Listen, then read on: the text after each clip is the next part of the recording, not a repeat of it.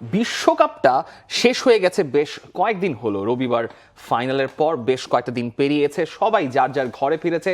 Spain তারা বিশ্বকাপ জয়ের উদযাপনটা করছে, আর্জেন্টিনা বিশ্বকাপ তারা কেন জিততে পারছে না সেটার জন্য কাটা ছেঁড়া হচ্ছে। কিন্তু বাতাসে আরেকটা খবর বা বাতাসে আরেকটা কথা, দুটো কথা স্পেসিফিকলি ভেসে বেড়াচ্ছে। এক, ষড়যন্ত্র তত্ত্ব, এবং দুই, সেদিন কিছু একটা হয়েছিল। কিন্তু সেদিন আসলে কি হয়েছিল সেটা নিয়ে রবের্তো আয়ালা বলছেন আমাদেরকে, আর্জেন্টিনার অ্যাসিস্ট্যান্ট কোচ, যে সেদিন কোনো ধরনের কোনো ষড়যন্ত্র হয় নাই। আমরা কিছুই বুঝতে পারছি না, কারণ নেগেটিভ কিছুই হয় নাই। ফাইনালে স্পেন আমাদের মাঠে খেলায় হারিয়ে দিয়েছে, আর কিছুই না। স্পেন বিশ্বকাপে দারুণ ফুটবল খেলেছে, সাংবাদিকরা আমাদের ব্যাপারে সব নেতিবাচক অ্যাঙ্গেল বের করেছে, কিন্তু স্প্যানিশ ফুটবলারদেরকে অঙ্গভঙ্গি নিয়ে, মানে স্প্যানিশ ফুটবলারদের অঙ্গভঙ্গি নিয়ে কোনো মাথা ব্যথা নেই তাদের। লাস্টের কথাটা বেশ ইন্টারেস্টিং খোঁচা দিয়েছেন, কিন্তু প্রথম কথাটা সবই পরিষ্কার যে আর্জেন্টিনা সেদিন, মানে আর্জেন্টিনার ফুটবল দল ঘিরে যে ধরনের ষড়যন্ত্র তত্ত্ব বিভিন্ন আকাশে বাতাসে খাতায় পাতায় ঘুরে বেড়াচ্ছে, সেগুলোকে এক ফুৎকারে তিনি উড়িয়ে দিয়েছেন। Which is the world-class cable brand? Walton Cables, নিরাপদ আগামী সংযোগ। তিনি উড়িয়ে দিয়েছেন এবং তিনি আরও অনেক বিষয়ে কথা বলেছেন। তিনি ওই সাংবাদিককে দেয়া ইন্টারভিউতে ক্ষমাও চেয়েছেন তার নিজের কর্মকাণ্ডের কারণে। তিনি যখন থামাতে গিয়েছিলেন ওই মারামারি, তখন একটু নিজেও ইমোশনাল হয়ে পড়েছিলেন। এরপর এখন মানে যেই ষড়যন্ত্র নিয়ে আমরা এখনও কথা বলেই যাচ্ছি, সেইটা নিয়ে কিন্তু মোটামুটি পরিষ্কার সবাই করে দিয়েছেন, লিওনেল স্কালোনি থেকে শুরু করে রবার্তো আয়ালা সবাই। কিন্তু তারপরও ষড়যন্ত্র তত্ত্বে কেন মানুষ বিশ্বাস করে, সেটাও একটা বড় প্রশ্ন। ষড়যন্ত্র তত্ত্বে বিশ্বাস করে তার কারণ হচ্ছে আপনার আশেপাশে এখন তো, যেটা আমি আগের দিনও বলেছি, যে এখন কন্টেন্ট ডিসেমিনেশন, নিউজ ভেরিফিকেশনের অনেক ধরনের অনেক পদ্ধতি আছে, কিন্তু তারও বিপরীতে যখন আপনি কোনো একটা তত্ত্ব বা এই ধরনের তত্ত্বের সঙ্গে বিভিন্ন তথ্য জুড়ে দেন, যে সেদিন স্টেডিয়ামে অনেকেই উপস্থিত ছিলেন না বা ছিলেন না, যেটার সাথে মাঠের খেলা কোনো সম্পর্কই নাই, সেই অসম্পর্কের জিনিসপত্র নিয়ে যখন আপনি এরকম বাতাসে চড়িয়ে টড়িয়ে বেড়ান, তখন অনেকে মানুষ বিশ্বাস করতে বাধ্য হয়। এরকম অনেক ঘটনা আমরা দেখেছি, এবং এটা একই সঙ্গে আর্জেন্টিনার নেগেটিভ ক্যাম্পেইনের সাথেও যায়, যে আর্জেন্টিনার ব্যাপারে যে ঢালাওভাবে একটা নেগেটিভ ক্যাম্পেইন করা হয়েছে পুরো বিশ্বকাপ জুড়ে, সেই নেগেটিভ ক্যাম্পেইন থেকে শুরু করে আর্জেন্টিনার বিপক্ষে বিভিন্ন ষড়যন্ত্র তত্ত্বের বাতাসে ছড়িয়ে দেওয়া, সবকিছু এর সঙ্গে আসলে জড়িত। কিন্তু এই ঘটনাগুলোকে বারবার Argentine board president Lionel Scaloni, তাদের ফুটবল কোচ রবের্তো আয়ালা সবাই এটা ডিনাই করে যাচ্ছেন, যে কারণ তাদের দলের একটা বড় ক্ষতি হচ্ছে, তাদের মেন্টালিটির একটা বড় ক্ষতি হচ্ছে। আমরা বারবার ভুলে যাচ্ছি যে আর্জেন্টিনা যে দুর্দান্ত একটা ক্যাম্পেইন কাটিয়েছে, সেটা এই যে ষড়যন্ত্র তত্ত্ব, এই যে নেগেটিভ ক্যাম্পেইন, এটার মাধ্যমে সেটাকে কলঙ্কিত করা হচ্ছে। একই সঙ্গে সেটাও কলঙ্কিত করা হচ্ছে ফুটবলার যে এফোর্ট দিয়েছেন, এবং বারবার অনেকেই একথাও বলছেন যে ফুটবলাররা যে ভিজিবলি টায়ার্ড ছিলেন, সেটা দেখে বোঝা যাচ্ছে। এমনকি বকা জুনিয়র্সের প্রেসিডেন্ট রিকেলমেও কিন্তু একই কথা বলেছিলেন, যে ফুটবলার আসলে টায়ার্ড ছিলেন।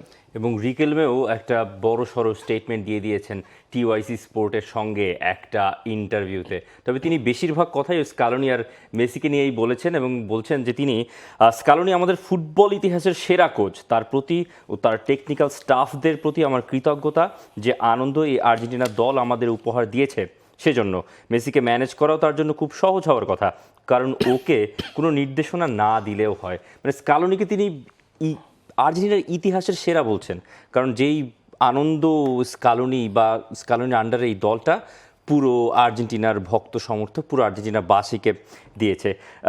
রিকুয়েলমে ওই সেলিব্রেশনটা আমরা সময় সময় দেখেছি, আর্জেন্টিনার খেলায় এনজো ফার্নান্দেজ যেভাবে নিয়ে এসছেন। আর্জেন্টিনার পুরো ক্যাম্পেইনটা যদি সাম আপ করতে বলা হয়, যে শুরু থেকে শেষ, মেসির হ্যাট্রিক থেকে শুরু, এরপরে এই বিতর্ক দিয়ে ফাইনাল হারের ভেতর দিয়ে শেষ। অ্যাবসলিউটলি। এই যে বিতর্ক বারবার বলা হচ্ছে যে আর্জেন্টিনা তারা ফাইনালটা ছেড়ে দিয়েছে, এটা শুধুই একটা কোট আনকোট বিতর্ক বা এক ধরনের কথা যেটা সবাই বাতাসে ছড়াচ্ছে। মূল কথা হচ্ছে রিকেলমে যেটা বলেছেন, লিওনেল মেসিকে নিয়ে তিনি ভূয়সী প্রশংসা করেছেন, বলেছেন the best player of the tournament, এবং অনেকেই IFHSS, ফক্স স্পোর্টস সবাই লিওনেল মেসিকে মানে সেরার খেতাব দিচ্ছেন, যদিও তিনি গোল্ডেন বল জেতেননি। এখন একটা খুব সিম্পল ব্যাপার, যদি আর্জেন্টিনা ফাইনালে না যেতে পারতো, আর্জেন্টিনা যদি সেমিফাইনালি বাদ পড়ে যেত বা আগেই বাদ পড়ে যেত, এই ধরনের কোনো আলাপ কখনো হইতো না, একদম সিম্পল অ্যাজ দ্যাট। এবং আমরা আর্জেন্টিনা নিয়ে এত কথাও হয়তো বলতাম না, তখন আমাদের স্পেনের বন্দনাতেই বেশি শুনতাম। কেন? স্পেনে কি অনেক কিছু হচ্ছে না? যখন এই ধরনের আপনার গাভি এবং এই যে ফাবিয়ান রুইস তাদের আন্দালুসিয়াতে নিজের ঘরে গেলেন, তাদেরকে ওজন করে তাদের ওজনের সমান টমেটো দেওয়া হচ্ছে, এই ধরনের উদযাপন নিয়ে আমরা কথা বলতাম, কিন্তু কথা বলতে পারছি না কারণ আর্জেন্টিনায় এত ধরনের ঘটনা ঘটছে যেগুলো চাপা পড়ে যাচ্ছে।